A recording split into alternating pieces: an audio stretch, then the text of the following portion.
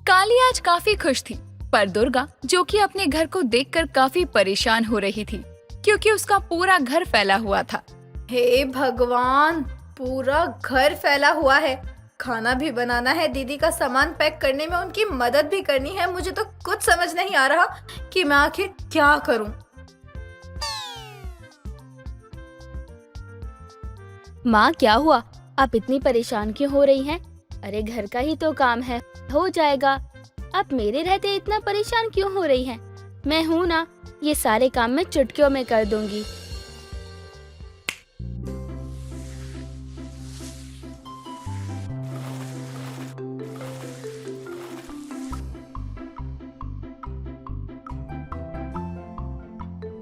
लो, हो गया काम। अब बारी है मौसी के सामान की।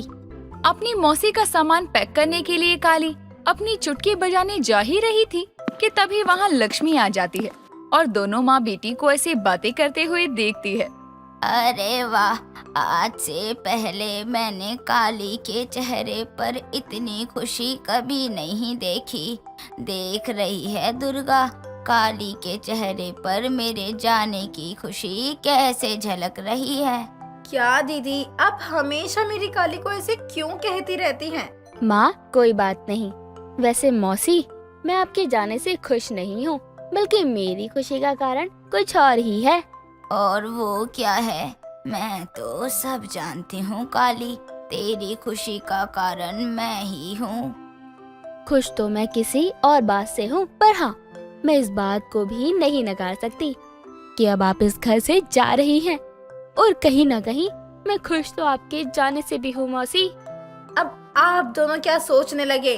कुछ नहीं माँ, चलो चलकर मौसी का सामान पैक करते हैं। पंचायत ऑफिस में सुलक्षणा अपना सामान लिए जा ही रही थी कि तभी वहाँ गुलशन आ जाता है। अरे सचिव जी, आप काहे लुगाई की तरह इतनी जोर जोर से कोनो बात पर रो रहे हैं? सरपंच जी, माँ।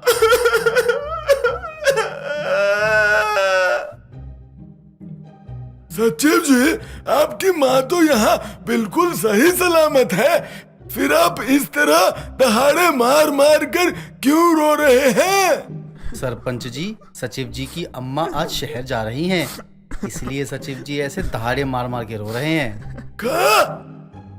सुलक्षणा जी शहर नहीं जा सकती? मेरा मतलब, सुलक्षणा जी शहर क्यों जा रही है? और ये बात आपने हमें पहले क्यों नहीं बताई? अगर आप हमें पहले बता देते तो कम से कम आपके साथ थोड़ा और समय व्यतीत कर लेते। मोटा भाई, हम थोड़ा दिवस तो अहिम आए छू। मैं यहाँ पर ज्यादा दिन नहीं रह सकती ना, मेरे को भी शहर में बहुत काम छे, नहीं? हाँ माँ, मैं सब समझ रहा हूँ, तभी तो मैं आपको रोक नहीं रहा जाने के लिए। मुझे पता है पापा भी तो वहाँ अकेले हैं। हाँ बेटा, तुम अपना ध्यान अच्छे से रखना। हाँ, अब मैं चलती हूँ, बीच बीच में आती रहेगी तेरी ये माँ। हाँ, जल्दी जल्दी आते रहना, हमें आपका इंतजार रहेगा। काली अपनी माँ के साथ अपनी मौसी का सामान पैक करवा देती है और कुछ देर में काली की मौसी लक्ष्मी और बहन थपकी भी उसके घर से अपने गांव चले जाती हैं। फाइनली मौसी जी अब चली गई। अब कोई भी आपके कानों में मेरी शादी की बातें नहीं भरेगा। मैं तो परेशान थी उनके मुंह से शादी की बात सुन सुनकर। वैसे काली, दीदी ने कुछ गलत नहीं कहा था, वो शादी की बात सही कहती थी। माँ, अब आप भी? मैं मजाक कर रही हूँ मेरी बच्ची, तो इतना डर क्यों जाती है? मैं बहुत अच्छे से जानती हूँ कि तेरा जीवन हम आम लोगों की तरह बिल्कुल भी नहीं है। काली अपनी माँ की बात सुनकर अपनी माँ के गले लग जाती है और एक सुकून भरी सांस लेती है। काली घनी रात ने किशनगढ़ को अपने रात के अंधेरे की आगोश में ले रखा था। सभी गांव वाले चैन की नींद सो रहे थे, पर कोई था जो इतनी रात को भी जगा हुआ था। गांव के जंगल के रास्ते एक कार गुजर रही थी और उस कार में दो दोस्त थे जो कि किशनगढ़ के जंगल के रास्ते से शहर जा रहे थे। यार रोनित, मौसम खराब हो रहा है, इसलिए मेरी मान हम गांव के अंदर चलते हैं और किसी से एक रात के लिए हेल्प ले लेते हैं। हमारी मदद कोई ना कोई जरूर कर देगा। वैसे भी इतना घना अंधेरा हो गया है और आगे कुछ दिखाई भी नहीं दे रहा है। अरे भाई कैसी बात कर रहा है तू? समय देख रहा है, रात के 2 बज रहे हैं और इस समय तू गांव वालों को जाके परेशान करना चाहता है। इस समय हम वहां गए तो उन्हें तकलीफ होगी, उनकी नींद खराब होगी, जो कि सही नहीं है। और वैसे भी मैं तो गाड़ी चला ही रहा हूँ ना, मुझे दिक्कत नहीं है, तुझे क्यों दिक्कत है? रोनित, क्या हुआ? गाड़ी क्यों रोक दी तूने? अरे भाई गाड़ी मैंने नहीं रोकी है। अरे लगता है किसी गड्ढे में फंस गया होगा। तू यहीं रुक, मैं अभी बाहर देख कर आता हूँ आखिर हुआ क्या है। रोनित अपनी गाड़ी से बाहर आता है जहां वो देखता है कि उसकी गाड़ी के आगे का पहिया एक बड़े से गड्ढे में फंस गया है। शिट शिट शिट, इसको भी इसी समय गड्ढे में जाना था क्या? एक तो घना जंगल है, ऊपर से इतना अंधेरा, और ये गड्ढा पता नहीं कहां से आ गया। सही कहते हैं लोग, गांव कितना भी डेवलप क्यों ना हो जाए, ये सड़कें ये तो कभी डेवलप नहीं हो सकती।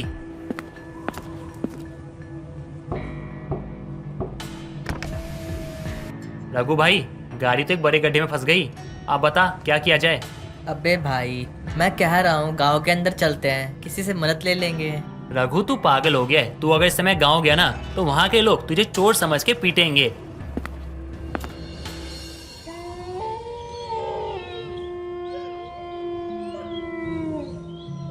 रोनित, सुन रहा है ना तू? यहाँ भेड़ियों की आवाज आ रही है। तेरी इतनी फटती क्यों है बे? अबे रात का समय है, चल तू जंगल में घुमा के लाता हूँ। रोनित रघु को अपने साथ जबरदस्ती जंगल में ले जाता है और दोनों जंगल में आगे की तरफ बढ़ रहे थे कि तभी रघु के पैरों में पेड़ की एक डाली लग जाती है और उसके पैरों से खून आ जाता है। रोनित भाई, अब और आगे नहीं चला जा सकता मेरे से, मेरे पैरों में बहुत चोट लग गई है।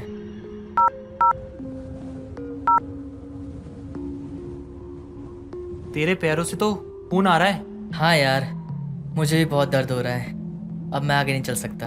वो दोनों आपस में बातें कर रहे थे कि तभी रोनित की नजर दूर एक पुराने हॉस्पिटल पर जाती है। रघु देख, वहाँ एक पुराना अस्पताल है, वहाँ कुछ ना कुछ तो जरूर मिल जाएगा जिससे तेरे पैरों से खून आना बंद हो जाएगा। पर रोनित, वो तो बहुत पुराना हॉस्पिटल है, वहाँ जाना सही नहीं होगा। पर रघु, जिस तरह का मौसम हो रहा है और जिस तरह का ये माहौल है, तो मुझे तो लगता है हमें यहीं रुकना होगा, यही हमारे लिए सही होगा। रोनित की बात सुनकर रघु उसकी बात से सहमत हो जाता है, जिसके बाद रघु रोनित के सहारे उस हॉस्पिटल तक पहुंचता है। जैसे ही वो हॉस्पिटल का दरवाजा खोलते हैं, वैसे ही वहां कुत्तों के रोने की आवाज आने लगती है। वो आवाजें सुनकर उन दोनों दोस्तों के रोंगटे खड़े हो जाती हैं। काली अपनी माँ के साथ एक गहरी नींद में सो रही थी। तभी अचानक काली के माथे पर पसीना आने लगता है। मैं किसी को कुछ नहीं होने दूंगी, मैं तुम्हें बचा लूंगी मैं। काली नींद में चिल्ला रही थी कि तभी दुर्गा की आंखें खुल जाती है। काली के माथे पर पसीना और उसको ऐसे सपने में बड़बड़ाते देखकर दुर्गा काली को उठाती है। काली, काली क्या हुआ? उठ जा काली, काली मेरी बच्ची, उठ बेटा। बार बार काली को उठाने के बाद भी काली नहीं उठती। ये देखकर दुर्गा काफी घबरा जाती है और वो एक गिलास पानी लाती है और पानी की कुछ बूंदें काली के चेहरे पर फेंकती है। माँ, क्या हुआ? आपने मुझे इस तरह से क्यों उठाया? आपकी तबीयत तो ठीक है ना माँ? मैं तो ठीक हूँ, लेकिन लगता है तू ठीक नहीं है, तभी तो सपने में पता नहीं क्या क्या बड़बड़ा रही थी। माँ, कैसी बात कर रही हो आप? मुझे तो कोई इतना नहीं आया। कोई बात नहीं, ले पानी पी ले और सो जा, रात के 3 बज रहे हैं। दोनों दोस्त डरते हुए हॉस्पिटल के मेन दरवाजे पर पहुंचते हैं और जैसे ही रोनित अपने हाथों से हॉस्पिटल का दरवाजा खोलता है, वैसे ही बाहर तेज बारिश शुरू हो जाती है। यार, मुझे तो बहुत डर लग रहा है। डर तो मुझे भी लग रहा है, लेकिन हमारे पास अंदर जाने के अलावा कोई भी रास्ता नहीं है। दोनों दोस्त अब अंदर जाते हैं और हॉस्पिटल में हर तरफ अंधेरा ही अंधेरा था। रघु, यहाँ तो बहुत अंधेरा है। हाँ रोनित, मैं तो तुझे बोल ही रहा था ना कि यहाँ आना हमारे लिए सही नहीं होगा। पर रघु, तेरे पाँव में चोट लगी है। रुक, मैं भी टॉर्च जला के देखता हूँ।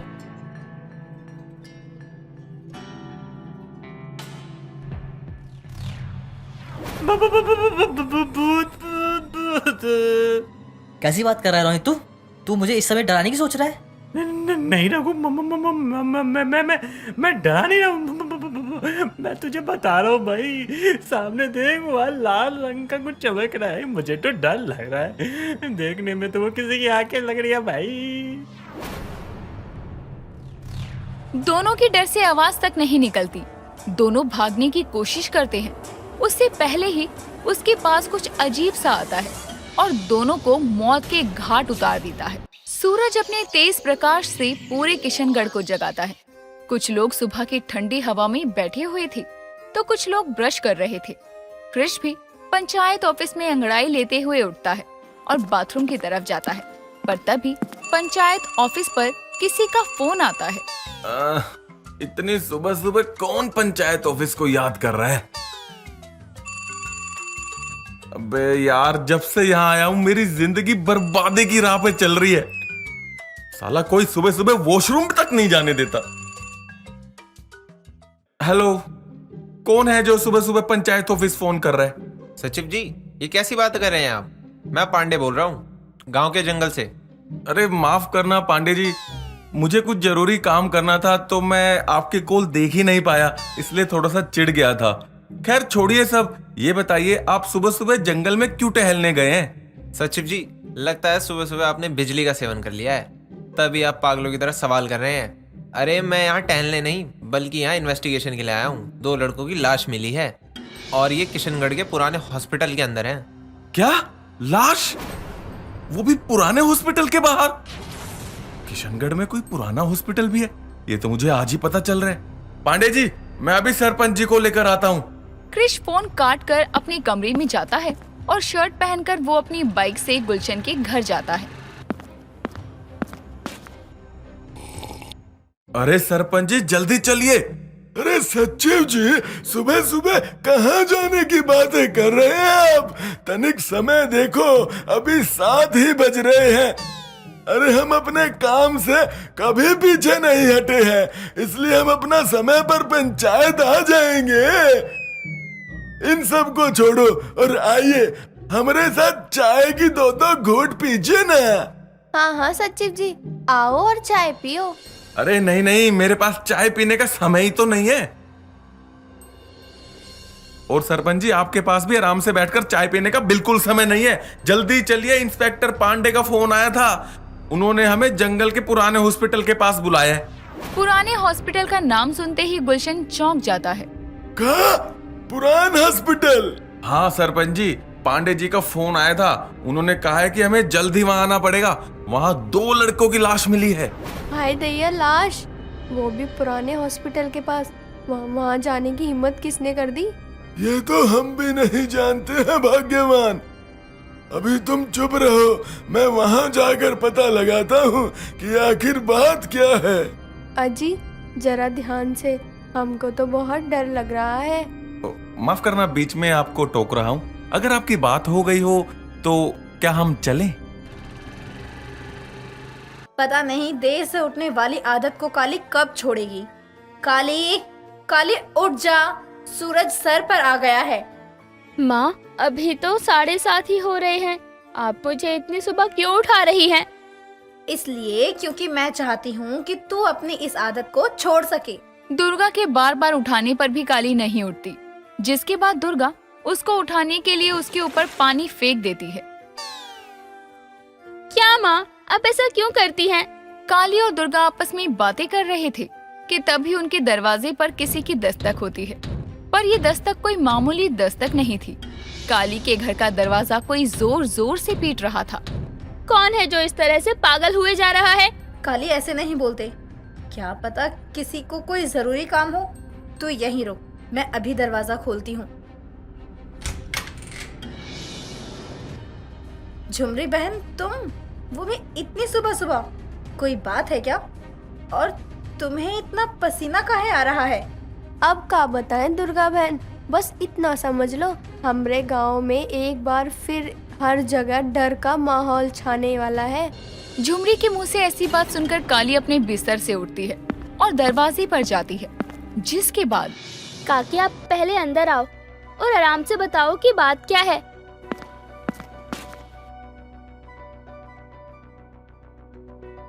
काकी, अब बताओ क्या बात है और आप ऐसे क्यों कह रही हैं? कि गांव में एक बार फिर डर का माहौल छाने वाला है। हाँ झुमरी बहन, बताओ क्या बात है।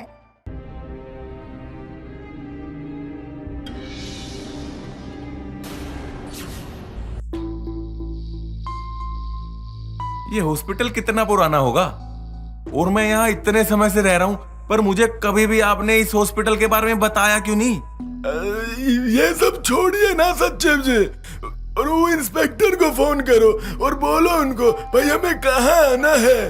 गुलशन ये सब बोल ही रहा था कि तभी हॉस्पिटल के अंदर से पांडे बाहर निकल कर आता है। आप दोनों अंदर चलिए और बताइए कि ये लोग आपके गांव के हैं या नहीं। अंदर? इंस्पेक्टर जी, हम तो यहीं रहेंगे, आप लाश को ही बाहर ले आइए ना। अरे सरपंच जी, क्यों बच्चों की तरह डर रहे हैं आप? चलिए जल्दी अंदर चलिए। सचिव जी, अंदर जाना बिल्कुल सही नहीं है। कहना ये जगह कोई मामूली जगह नहीं है, ये एक भूतिया जगह है भाई। सरपंच जी, वैसे अंदर ना जाने का ये बहुत अच्छा बहाना है। खैर कोई बात नहीं, आप यहाँ रुकिए, मैं ही अंदर जाकर आता हूँ। सारी बात सुनने के बाद दुर्गा के चेहरे का रंग भी उड़ा हुआ था, पर तभी वहाँ भाग्य आती है। वो भी इस बात को सुन लेती है। हाय दैया, वो अस्पताल खुल गया। अब तो हम सब की रक्षा भगवान ही कर सकत है। भाग्य बहन, तुम यहाँ? हाँ, हम यहाँ। अरे हम तो तुमको ये बेसन का सब्जी देने के लिए आए रहे, पर यहाँ आकर तो कुछ और ही जानने को मिल रहा है। पर वो अस्पताल को कौन खोल सकत है? ये तो हमको भी समझ नहीं आ रहा है भाग्य बहन, पर उस अस्पताल को जिसने भी खोला है उसका अंजाम अब हम सब गांव वालों को भुगतना पड़ेगा। पर माँ, ये सब क्या है? और उस हॉस्पिटल में ऐसा भी क्या है जिसके बारे में सुनकर सबकी रूह कांप रही है? ये करिया, वो अस्पताल कोई मामूली और पुराना अस्पताल नहीं, बल्कि वो अस्पताल ना आत्माओं का जगह है। आज से कई साल पहले जब तुम सब छोटे थे ना, तभी गांव में एकमात्र वो हॉस्पिटल था, पर ना जाने कैसे वहां पर आग लग गई। उस आग में ना जाने कितने लोग झुलस के मर गए। वो अस्पताल शहर के रास्ते से जुड़ा हुआ है, इसलिए वहां पर ना सिर्फ गांव बल्कि शहर से भी लोग अपना इलाज करवाने आया करते थे। उस भड़कती आग में ना जाने कितने मासूम लोग जलकर मरे थे। और कुछ ही समय बाद उस अस्पताल को दोबारा पहले के जैसे बना दिया गया। और जब भी कोई उस अस्पताल में अपना इलाज करवाने जाता था तो उस अस्पताल से कोई जिंदा वापस नहीं आता था। वहाँ पर मौतें होने लगी, वो भी बेकसूर लोगों की। मरीज के साथ जो भी कोई उसके साथ जाता वो भी मारा जाता। और इन सब को ध्यान में रखते हुए गांव वालों ने उस अस्पताल को बंद करने का फैसला ले लिया। अस्पताल बंद होने के बाद भी वहाँ कई लोगों की चीखें सुनाई देती थी, जिसके बाद हम सभी गांव वालों ने पंडितों की मदद से उस अस्पताल को तंत्र मंत्र से बंद करवा दिया। लेकिन कल रात किसी दो पागल लड़कों ने अस्पताल खोल दिया, और हो न हो उस अस्पताल के खुलने से ही उन दोनों की मौत हुई है। अगर ऐसा है तो वहाँ जाना बनता है। नहीं काली, तू वहाँ नहीं जाएगी, वो जगह खतरे से खाली नहीं है। दुर्गा बहन बिल्कुल सही कह रही है करिया, वहाँ जाने का कोनो मतलब नहीं है। वहाँ जाना खतरे से खाली नहीं। आप लोगों को क्या हो गया है? अगर वहाँ पर सच में आत्माएं हैं तो आप सब ये कैसे भूल सकते हैं कि वहाँ पर सचिव जी, सरपंच जी, इंस्पेक्टर पांडे हैं। माँ, मुझे कुछ नहीं होगा, आप चिंता मत कीजिए। काली अब बिना कुछ सोचे समझे कृष, गुलशन और पांडे को बचाने के लिए वहाँ से बाहर की तरफ चली जाती है।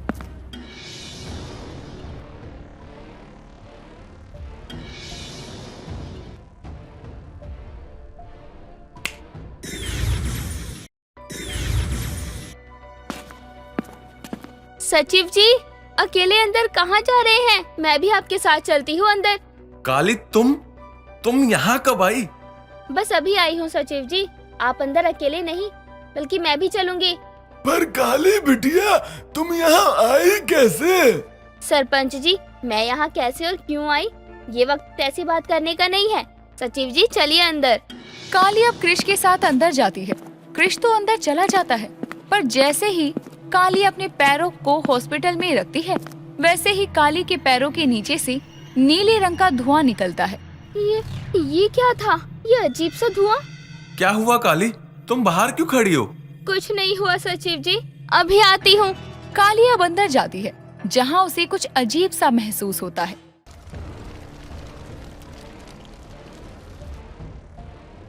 कुछ देर बाद काली उन दोनों लड़कों की लाश तक पहुँचती है और उनकी लाश देखकर काली भी दहल जाती है। इन लोगों को इतनी बुरी मौत कौन मार सकता है? यही तो हमें भी समझ में नहीं आ रहा है कि इस जंगल में ये लोग पहुंचे कैसे, और अगर ये यहाँ आए तो इन्हें मारा किसने। पांडे जी, आप जल्दी से इस मामले को सुलझा दो, क्योंकि सरपंच जी इस हॉस्पिटल के बारे में कुछ अलग ही बता रहे थे, और यहाँ का माहौल देखने के बाद मुझे सच में डर लगने लगा है, दिन दिहाड़े वो भी। क्रिश की बात सुनकर पांडे अपने कांस्टेबल को उनकी लाश निकालने को कहता है। थोड़ी देर बाद पांडे भी वहाँ से चला जाता है। काली, अब हमें यहाँ से जाना चाहिए। हाँ सचिव जी, चलते हैं।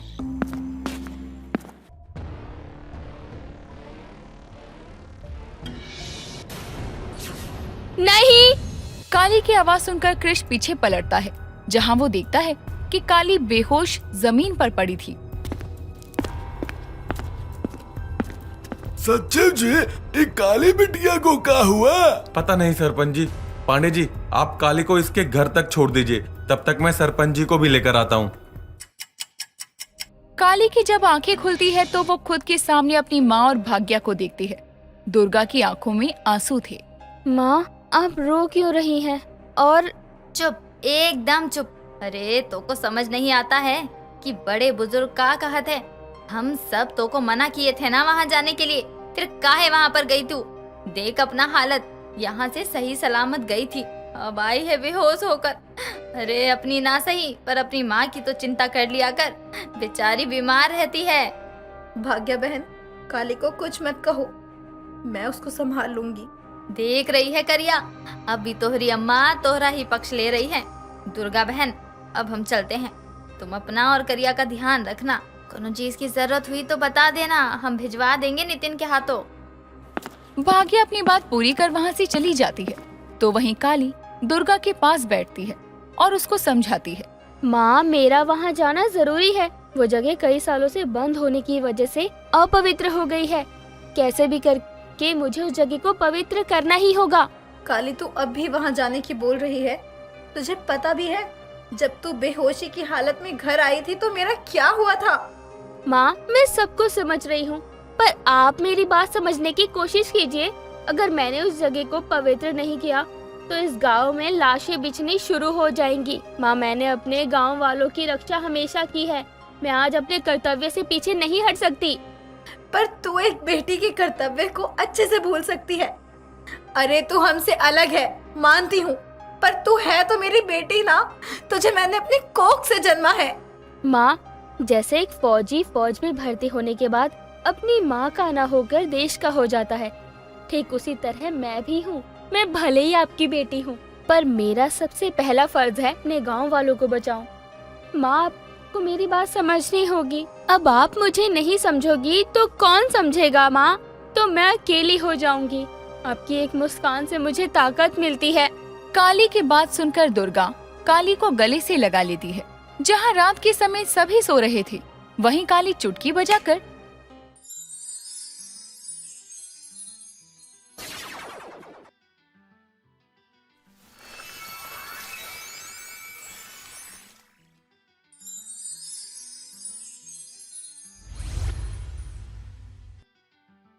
नकावाली का रूप लेती है। पर तभी बिस्तर पर लेटी दुर्गा काली की ओर देखती है। काली, तू अपना ध्यान रखना, मैं तेरा यही इंतजार करूंगी। हाँ माँ, मैं जल्दी ही वापस आऊंगी।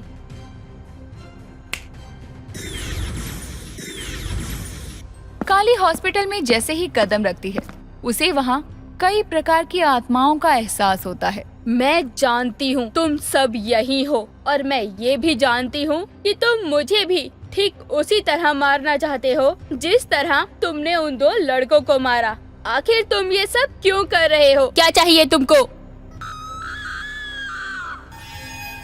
चीखने चिल्लाने का कोई फायदा नहीं है। मैं पूछती हूँ, आखिर क्यों तुम गांव वालों को परेशान कर रहे हो?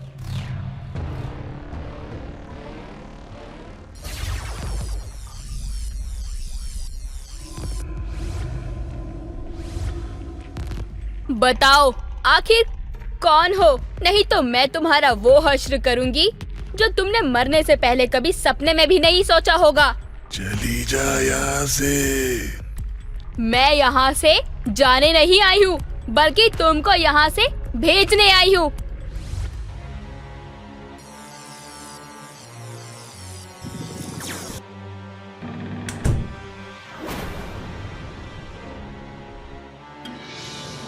इस बार काली का सामना किसी एक आत्मा से नहीं बल्कि कई आत्माओं से था। काली निराश और हताश होकर बैठ जाती है, पर तभी काली के सर पर एक हाथ आता है।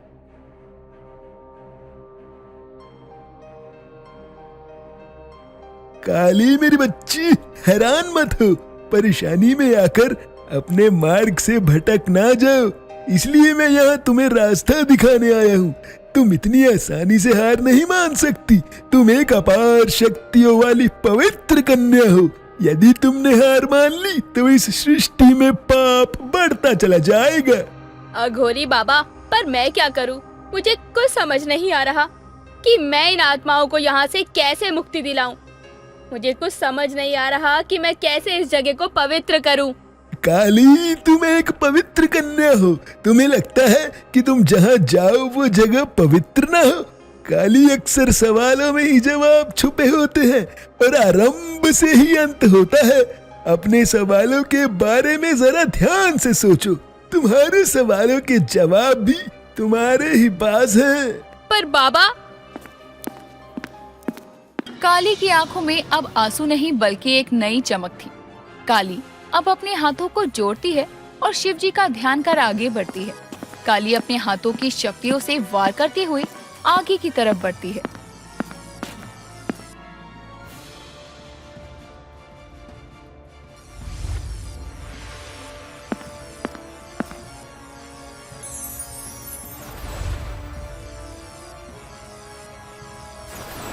जैसे जैसे वो उन दीवारों पर वार कर उन दीवारों को तोड़ती है, वैसे वैसे एक एक आत्मा आसमान की तरफ जाती रहती है।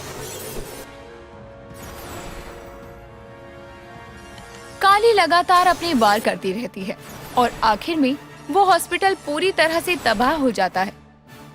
काली भी एक सुकून भरी सांस लेती है और अपने घर आ जाती है और अपनी माँ के बगल में आकर एक सुकून भरी नींद लेती है।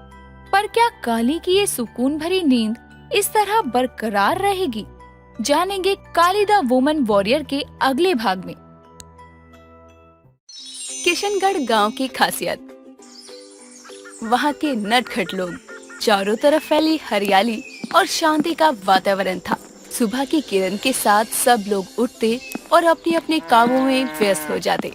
उसी गांव के एक छोटे से मकान में रहने वाला आलोक अपनी पत्नी दुर्गा के साथ पिछले 5 साल से रोज शिव मंदिर जाता, इस आस में कि उनके घर में बच्चों की किलकारियां गूंजे। एक सुबह आलोक को अपनी पूजा पाठ का फल मिलता है। दुर्गा देवी गर्भवती थी। इस खबर से आलोक की खुशियों का कोई ठिकाना नहीं था। समय बीतता है। शिवरात्रि की काली घनी अंधेरी रात में आलोक अपने घर के बाहर परेशान होता हुआ चक्कर काट रहा था। इतनी तेज बारिश में भी उसके माथे का पसीना सूखने को नहीं आ रहा था कि तभी उसके कानों में घर के अंदर से बच्चों के रोने की आवाज आती है। हे भोलेनाथ, तेरा लाख लाख शुक्र है। आखिर इतने सालों बाद ही सही मेरे घर में बच्चों की किलकारियां तो गूंजेंगी। अब बस दाई माँ जल्दी से बाहर आकर दुर्गा और मेरे बच्चे की अच्छी सेहत की खबर दे दे। आलोक दरवाजे पर आंखें गड़ाए खड़ा था कि तभी अंदर से कुंडी खुलने की आवाज आती है और दाई माँ खुशी के साथ बाहर आती है और आलोक की चिंता को मिटाते हुए कहती है, अरे आलोक, बड़ा ही भाग्यशाली है रे तू तो। शिवरात्रि की रात तेरे घर में उजाला और अंधेरा दोनों आ गया। क्या मतलब है दाई माँ आपका? दुर्गा ठीक तो है ना? और मेरा बच्चा? बच्चा नहीं, बच्चे। जा जाकर खुद ही देख ले। दाई माँ की उल्टी सीधी बातों को समझने पर जोर न देते हुए आलोक सीधा भागा भागा घर के अंदर आता है, जहाँ वो बिस्तर पर अपनी पत्नी दुर्गा को 2 बच्चियों के संग लेटा देखता है। अपनी बच्चियों के सर पर प्यार से हाथ फेरती हुई दुर्गा आलोक को अंदर देखकर मुस्कुराते हुए कहती है, देखिए जी, भोलेनाथ ने हमारे घर एक नहीं दो खुशियाँ भेजी है। हमें जुड़वा बच्चियाँ हुई हैं। हाँ दुर्गा, वो तो देख रहा हूँ। इस गरीब के घर में 2 देवियों ने जन्म लिया है, लेकिन जुड़वा होकर भी ये दोनों एक जैसी नहीं है। मेरा मतलब एक गोरी है और दूसरी काली। क्या आप भी रंग रूप को देख रहे हैं? अरे हमारी दोनों बच्चियाँ सही सलामत है, यही बहुत खुशी की बात है। बाकी रंग का क्या है, वो तो समय के साथ साफ हो जाएगा। वैसे भी अभी बच्चियाँ हैं, बच्चों का रंग दिन गुजरते हुए साफ ही होता है। ये तो तुमने बिल्कुल सही कहा। जब हमारे घर में शिवरात्रि की रात 2 देवियों ने जन्म ले ही लिया है, तो इनके नामकरण में देरी कैसी? काली का रूप लेकर जन्मी इस बेटी का नाम तो मैं काली ही रखूंगा। जब एक बेटी काली माँ का रूप है, तो दूसरी का नाम हम गौरी रखेंगे। क्यों जी, सही है ना हमारी 2 देवियाँ? काली और गौरी दोनों जुड़वा बहनें तो थी, लेकिन जितना दिन और रात में अंतर होता है उतना ही इन दोनों में था। समय के साथ ये अंतर बढ़ता गया। काली को अपने रंग रूप के कारण अक्सर आस पड़ोस वालों से ताने सुनने पड़ते थे, तो वहीं गौरी निडर और साहसी होकर अपनी बहन की रक्षा किया करती। लेकिन वहीं दूसरी ओर समय का पहिया इतनी तेजी से घूमा कि आज 18 साल बाद एक बार फिर उनके जन्म दिवस वाले दिन शिवरात्रि का दिन आता है। सुबह की पहली किरण के साथ दुर्गा अपनी दोनों बेटियों को उठाती है। उठ जाओ, ये दोनों बहनें भी ना अपनी देर से उठने की आदत नहीं छोड़ेंगी। आज तो कम से कम समय से उठ जाओ, जन्मदिन है तुम्हारा और महाशिवरात्रि भी। चलो जल्दी उठो, मंदिर जाना है हमें। माँ मुझे नहीं उठना, इस गौरी को उठा लो। काली की बातें सुनकर उसके साथ सो रही गौरी उठती है और अपनी माँ से कहती है, माँ मुझे पता है ये कैसे उठेगी, रुको आप। गौरी एक पानी का ग्लास भर कर लाती है और काली के पास आकर बोलती है, काली तुझे मंदिर नहीं जाना तो चल ठीक है, आज तुझे यहीं बिस्तर पर गंगा स्नान करवा दूं। गौरी इतना बोलकर काली के ऊपर ठंडा ठंडा पानी गिरा देती है, जिससे गुस्से में आई काली उठकर कहती है, तू पागल हो गई है क्या? ये ठंडा ठंडा पानी मुझ पर डाल दिया। ये पानी डालने से मेरा रंग गोरा नहीं हो जाएगा, और तुझे जहाँ जाना है जा, मैं कहीं नहीं जाने वाली। काली, तूने तो ना अपने नाम की तरह अपनी जिंदगी में भी अंधेरा किया हुआ है। अरे जन्मदिन दोनों का है तो मंदिर दोनों जाओगे साथ में। अब इस बात पर मुझे कोई बहस नहीं चाहिए। अब वैसे भी बिस्तर गीला हो चुका है, तो उठकर जल्दी से मंदिर जाने के लिए तैयार हो जाओ। हाँ, हम तो जैसे किसी अमीर घर की तो राजकुमारियाँ हैं, जो आप हमारे जन्मदिन पर मंदिर में जाकर दान पुण्य करने वाली हैं। आखिर गरीब घर की बेटियाँ हैं, और जन्मदिन वाले दिन मंदिर जाने से भगवान हमें उपहार में धन दौलत तो नहीं दे देंगे। और सुन लो मेरी बात, मैं नहीं जाऊंगी, कर लो जो करना है। वैसे भी मुझे इस गांव में कौन पसंद करता है। मंदिर में माँ की जितनी भी सहेलियाँ आती हैं, मुझे काली काली कहकर ताने मारती हैं, इसलिए मुझे नहीं जाना। तुझे हर चीज में माँ से बहस करनी जरूरी है? एक बार में सुन क्यों नहीं लेती तू? कल जो मैंने तुझे सूट दिया था उसको पहनकर चल, बहुत अच्छी लगेगी उसमें तू। अपना वो काला सूट तो ही पहन कर जा, समझे? मुझे नहीं चाहिए। हाँ, अब मुझे सोने दो, मैं इसी गीले बिस्तर पर सो जाऊंगी। इतना बोलकर काली दोबारा से चादर तानकर सो जाती है। गौरी बेटा, रहने दे इसको, चल तू उठकर तैयार हो जा, हम दोनों ही मंदिर चलते हैं। तेरे बापू आज घर है, वो इसका ध्यान रख लेंगे। दुर्गा और गौरी तैयार होकर मंदिर के लिए निकल जाती हैं। दुर्गा अपने हाथों में पूजा की थाली लिए मंदिर की तरफ बढ़ते हुए अपनी मन में अपनी दोनों बेटियों की खुशियों की कामना करती है। हे भोलेनाथ, मेरे दोनों बच्चियों के जीवन में खुशियाँ लाना। जैसे मैंने अपने दिन गरीबी के काटे हैं, वैसे दिन मेरी बच्चियों को मत दिखाना। दुर्गा गौरी संग मंदिर पहुंचने ही वाली थी, लेकिन मंदिर के पास की ही सड़क पर आते हुए एक तेज रफ्तार ट्रक उन दोनों को रौंदते हुए चला जाता है। आसपास के लोग चिल्लाने लगते हैं। दोनों माँ बेटी सड़क पर लहूलुहान पड़ी थी। दुर्गा की बंद होती आंखें अपनी बेटी गौरी को देख रही थी। तभी भीड़ भाड़ में मौजूद लोग उन दोनों माँ बेटी को गांव के सरकारी अस्पताल पहुंचाते हैं, और जैसे ही इस बात की खबर आलोक और काली को चलती है, वो दोनों भागे भागे अस्पताल आती हैं, जहां पहुंचकर उन्हें गौरी की मौत का पता चलता है और दुर्गा की भी हालत नाजुक थी। ये सुनकर तो जैसे दोनों के पैरों तले जमीन खिसक जाती है। आलोक सदमे से बिना कुछ बोले डॉक्टर के पैरों के पास बैठ जाता है, तो काली रोते हुए अपनी बहन के शव के पास आकर कहती है, नहीं, ये नहीं हो सकता। मेरी बहन मुझे छोड़कर नहीं जा सकती। गौरी, गौरी उठना, देखना मुझे किसी ने काली होने का ताना मारा है।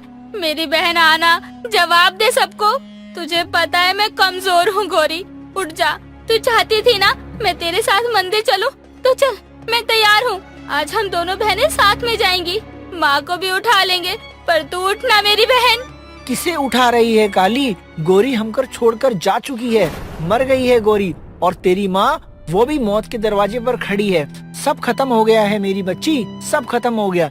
इतनी सी देरी में हमारी जिंदगी इतनी कैसे बदल गई? जिन्होंने बदली है उनको बताना होगा क्यों किया उन्होंने ऐसा हमारे साथ। काली अपने बाबा का हाथ अपने कंधे से हटाकर उठती है और वहाँ से जाने लगती है।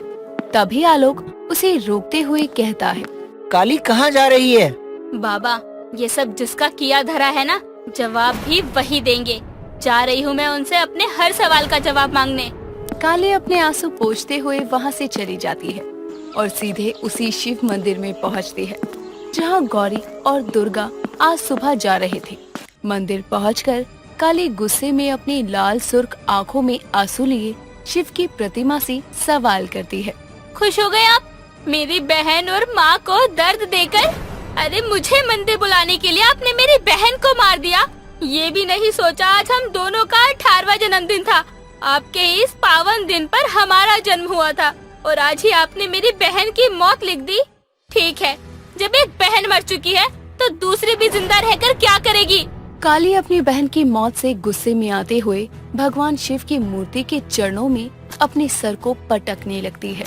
आज तक आपके चरणों में दूध का अभिषेक हुआ है, आज मेरे रक्त से आपका अभिषेक होगा। आपने हमेशा अपने भक्तों की आंखों से आंसू बहते देखे होंगे ना, आज मेरे मस्तिष्क से खून बहता देखेंगे। ये बोलकर वो रोती हुई अपना सर पटकते पटकते अपने पूरे मस्तिष्क को लहू लुहान कर लेती है। उसके माथे से रिस रहा खून अब काली के पूरे चेहरे को ढक चुका था। बावजूद इसके वो शिव के चरणों में अपना सर पटकना बंद नहीं करती और एक गहरे जख्म के कारण वो वहीं बेहोश हो जाती है। तभी मौसम में बदलाव होता है।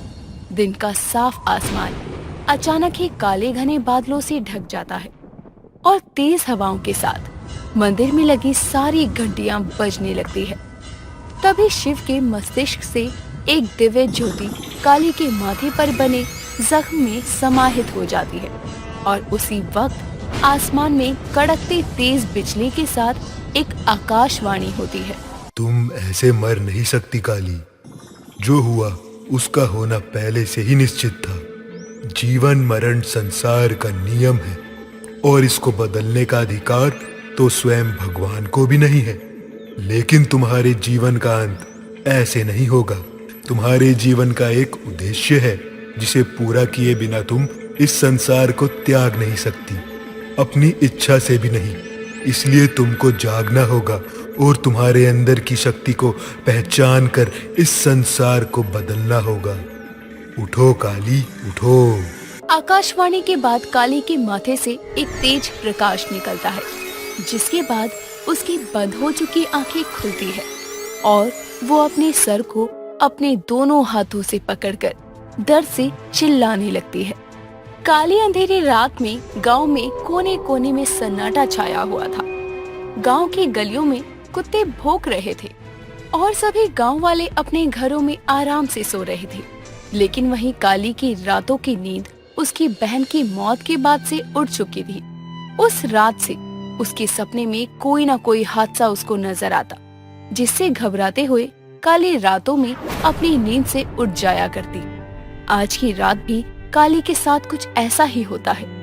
अपने घर में आराम से सोई काली को आज रात फिर एक सपना दिखता है, जिससे घबराते हुए वो आधी रात को उठकर बोलने लगती है। अरे वो डूब जाएगा, कोई बचाओ उसे, वो मर जाएगा। पूरे गांव में कोई नहीं है क्या जो उसे डूबने से बचा सके? काली के आधी रात को नींद में चिल्लाने पर आलोक की आंखें खुलती है। वो काली की आवाज को चुप करवाने के लिए बोलता है। काली, तूने फिर रात को बड़बड़ाना शुरू कर दिया। 1 साल हो गया तेरी ये आधी रात की सपनों की बकबक सुनते हुए। सो जा चुपचाप, कोई नहीं डूब रहा। अब तो पूरा गांव भी तेरे इस आधी रात के शोर से परेशान हो चुका है। अपने बाबा की बात सुनकर काली अपने आप को समझाकर सो जाती है। अगली सुबह सूरज की किरण काली के चेहरे पर पड़ती है और चिड़िया के चहचहाने की आवाज से वो नींद से जागती है तो अपने बाबा को तैयार अपने सामने खड़ा देखती है। उठ गई? चल अच्छा है, मैंने खाना बनाकर रख दिया है, खा लियो और दरवाजा अंदर से अच्छे से बंद कर लियो। मैं गांव में जो बड़ी फैक्ट्री बन रही है ना, वही काम करने के लिए जा रहा हूँ। आलोक मजदूरी के लिए निकल जाता है और काली भी उठकर घर का काम करने लगती है। तभी उसके घर के दरवाजे पर दस्तक होती है। जैसे ही काली दरवाजा खोलती है तो सामने उसकी पड़ोस की आंटी भाग्या, जो कि दुर्गा की बहुत अच्छी सहेली रहा करती थी, वो खड़ी थी। ए कालिया, देखना का छपल है अखबार में, एक तो 7 साल का बचवा नदी में डूब के मर गइल बा। ये छवि, यही बच्चा तो कल मुझे अपने सपने में दिख रहा था। ये क्या हो रहा है मेरे साथ? का भाई तोहार निशान का फेस से दर्द होके लागल बा। कितना बुरा बा तोहार भागे। एगो बहिन सुंदर थी, ऊ का निधन हो गई। बेचारी माई कोमा में पड़ल बाड़ी। ऊपर से तोहार रंग इतना काला, और भगवान ने काले रंग पर काला निशान देकर तो तोहरी जिंदगी ही खराब कर दी। अगर हम ई के सामने ई के फूटे भाग्य का रोना रोएंगे तो एक दिन तो ये हमरे एकठो बिटवा से शादी के लिए मान ही गई है। ठीक बा, हम चलत बानी। भाग्या काली के घर से चली जाती है, लेकिन काली उस बच्चे की मौत की खबर को सुनकर थोड़ा परेशान हो उठती है। लेकिन इन सब पर ध्यान न देते हुए वो अपने घर का बचा हुआ काम करके शिव मंदिर जाने के लिए अपने घर से निकल जाती है और उसी मंदिर के अंदर शिव की मूर्ति के आगे शिव की आंखों में आंखें मिलाकर कहती है, आखिर क्या चाहते हैं आप मुझसे? क्या मतलब था उस बच्चे का मेरे सपने में आने का? पिछले 1 साल से मेरे सवालों का जवाब तो आपसे दिया नहीं गया। मेरी बहन को छीनकर और मेरी माँ को जिंदा लाश बनाकर भी आपको चैन नहीं मिला, जो मुझे भी दूसरों की मौत और परेशानियाँ दिखाकर परेशान कर रहे हैं। और आप ये मत सोचना कि मैं इस मंदिर में आपकी भक्ति के लिए आती हूँ। यहाँ आकर हर रोज आपको अपना चेहरा दिखाने का मतलब यही है ताकि एक दिन आप मेरे इन सवालों से परेशान होकर मुझे जवाब देने आओ। एक बार फिर से निराश होकर काली मंदिर से जाने लगती है। तभी मंदिर की सीढ़ियों से उतरते हुए उसके सामने भाग्या के तीनों सुपुत्र नील, नितिन, मुकेश अपनी बड़ी सी 32 दांतों वाली स्माइल दिखाते हुए खड़े थे और उनको देखकर काली उनसे कहती है, नील, नितिन, मुकेश, तुम तीनों यहाँ कैसे? और किस बात की इतनी खुशी है तुम तीनों को जो 32 दांतों की मुस्कान दिखा रहे हो? सुबह इनकी माँ ने सर दर्द कर रखा था, अब इन 3 मूर्तियों को झेलो। अरे तुमको देखकर तो हमारी मुस्कान वैसे ही निकल जाती है। और यहाँ पर तो मैं इन दोनों तो उनती होने वाली भाभी से मिलवाने आया हूँ। ये सही बोल रहा है, तुम आज बहुत सुंदर लग रही हो। आई ओला ए। हाँ, तेरी भाभी सुंदर लग रही है। बस करो तुम सब, मुझे तो ये समझ नहीं आता कि मेरी किस्मत ज्यादा खराब है या तुमने मेरी किस्मत को खराब कर रखा है। ये नील जो कि गूंगा है फिर भी सारा दिन आई ओ करता ही रहता है, जिसकी सीढ़ी में आवाज नहीं है। और ये नितिन जो तोतला है, कुछ भी बोलता है तो समझ ही नहीं आता। अरे सबटाइटल तक नहीं आते। और ये मुकेश, इसकी तो ऑडियो वीडियो कभी मैच ही नहीं करती, बस ही करता रहता है। बात किसी और की चल रही होती है और इसे समझ कुछ और आता है। इतनी देर से पागल कर दिया मुझे। हट जाओ मेरे रास्ते से, मुझे माँ से मिलने जाना है। क्या बोल कर गई तुम्हारी भाभी? बोल रही है मुझे तो नील मेरे देवल बने दे। काली अपनी माँ के पास हॉस्पिटल जाती है, जहाँ पिछले 1 साल से बिस्तर पर पड़ी दुर्गा को देखकर उसकी आंखों में आंसू होते हैं और वो उन आंसुओं को अपनी माँ से छुपाते हुए कहती है, माँ उठी नहीं तुम अब तक? तुम्हारी बेटियों की देर तक सोने की आदत को तुमने भी अपना लिया क्या? लेकिन माँ, तुमको नहीं लगता तुम बहुत ज्यादा देर से सो रही हो? अब उठ भी जाओ, मुझे तुम्हें कुछ बताना है। पता है, कल रात को फिर मुझे कुछ दिखा। एक बच्चा गांव की नदी में डूब रहा था और आज सुबह वही खबर अखबार में भी छपी थी। माँ, मुझे ये सब क्यों दिखता है पता नहीं। जब भी मुझे ऐसा कुछ दिखता है तो मेरा सर बहुत दर्द करता है। ऐसा लगता है जैसे मेरा सर। काली ने अभी अपनी बात पूरी तक नहीं की थी कि तभी उसके सर में बहुत तेज दर्द होने लगता है।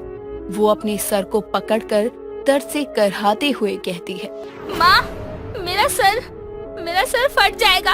ये दर्द आखिर क्यों? काली की आंखें बंद होती है और उसमें उसे कुछ धुंधली तस्वीरें दिखने लगती है और वो अपनी आंखें खोलती है। बाबा! बिना आओ ताओ देखे काली हॉस्पिटल से भागते हुए गांव की फैक्ट्री के कंस्ट्रक्शन साइट पर जाती है, जहां उसके बाबा मजदूरी करते थे। वहां पहुंचकर वो देखती है कि सभी मजदूर एक ही दिशा में भागे जा रहे हैं। वो भी भीड़ की उसी तरफ घबराते हुए जाती है। जैसे ही वो उस भीड़ को चीरते हुए सबसे आगे निकलती है तो उसकी आंखें फटी की फटी रह जाती है और वो अपने बाबा के पास जाकर उनके सर को अपनी गोद में रखती है। नहीं बाबा नहीं, आप तो मुझे छोड़कर मत जाओ। बाबा मुझे आपके साथ की जरूरत है। बाबा गौरी मुझे छोड़कर जा चुकी है। माँ को हम दोनों की जरूरत है। आप भी चले जाओगे तो मैं कैसे रहूंगी? काली! बाबा आप मुझे छोड़कर नहीं जा सकते। बाबा उठो ना, गौरी भी चली गई और माँ भी मेरे साथ नहीं है। आप तो मत जाइए, कोई एम्बुलेंस को बुलाओ। अब कोई फायदा नहीं है बिटिया, मैं और नहीं जी पाऊंगा। अपनी माँ का ख्याल रखना। आलोक ने इतना कहा ही था कि उसकी आत्मा उसके शरीर के साथ को छोड़ जाती है और उसके बाबा उसके हाथों में दम तोड़ देते हैं। एक बार फिर से काली की जिंदगी बदल चुकी थी। काली फूट फूट कर रोने लगती है। अपने पिता की लाश को गोद में रखे वो रोती जा रही थी। कुछ देर में लोगों की मदद से काली अपने पिता की लाश को घर लाती है, जहां आस पड़ोस वाले उसके दुख में शामिल होकर उसे दिलासा देते हैं। बेटा तोहार किस्मत तो तोहरे रंग की तरह काली है। 18वें जन्मदिन पर बहन चली गई छोड़कर। माँ भी अस्पताल में जिंदा लाश बनी पड़ी है। एक पिता था जिसके सहारे तू यहाँ थी, अब वो भी तो का छोड़ के चला गया। सच कहते लोग, काला रंग मनहूसियत फैलावत है। मनहूसियत। हाँ क्या बहन, थोड़ा तो सोच समझ कर बोलो। अरे बिटिया से उसके पिता छिन गए, तुम उसको हौसला देने के बजाय उसके दुखों को कुरेद रही हो। अब हम तो सच्चाई बोल रहे हैं और सच्चाई कड़वी ही होवत है बिरजू भैया। काली बिटिया तो इनकी बातों पर ध्यान ना दे। बिटिया आलोक भले ही चला गया है, लेकिन हम उसके बचपन के दोस्त हैं। तुझे हमेशा अपनी बेटी की तरह प्यार किए हैं, इसलिए आगे भी कोई जरूरत हो तो बेझिझक हमको बोल लियो। अच्छा पार्थिव शरीर के दाह संस्कार का वक्त हो गया है। बिरजू के कहने के कुछ देर बाद में काली अपने आस पड़ोस वालों के साथ अपने पिता का दाह संस्कार करके घर आती है तो वहाँ एक हर्ष नाम का शख्स मौजूद था, जो काली को आता देखकर बोलता है। जी आप ही हैं आलोक जी की बेटी काली? जी हाँ मैं ही हूँ, बताइए। जी मैं उस फैक्ट्री की कंस्ट्रक्शन साइट का मालिक हूँ। मुझे दुख है कि आपके पिता के साथ जो भी हुआ। मैं आपके गम को कम तो नहीं कर सकता, लेकिन यहाँ मैं कंस्ट्रक्शन साइट पर मौत होने के कारण मजदूरों को मिलने वाला हर्जाना देने आया हूँ। जी ये लीजिए आपका चेक। क्या कहा? हर्जाना? क्या दे सकते हैं हर्जाने में? पैसा ना? नहीं चाहिए। अगर मेरे बाबा लौटा सकते हैं तो बात करिए।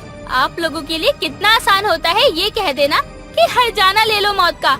अरे जिनके घर का एक सदस्य ऐसे हादसे में जाता है ना, उनके दर्द का आपको अंदाजा भी नहीं हो सकता, ना कभी होगा, क्योंकि आप लोगों के घर वाले तो ये काम करते नहीं है।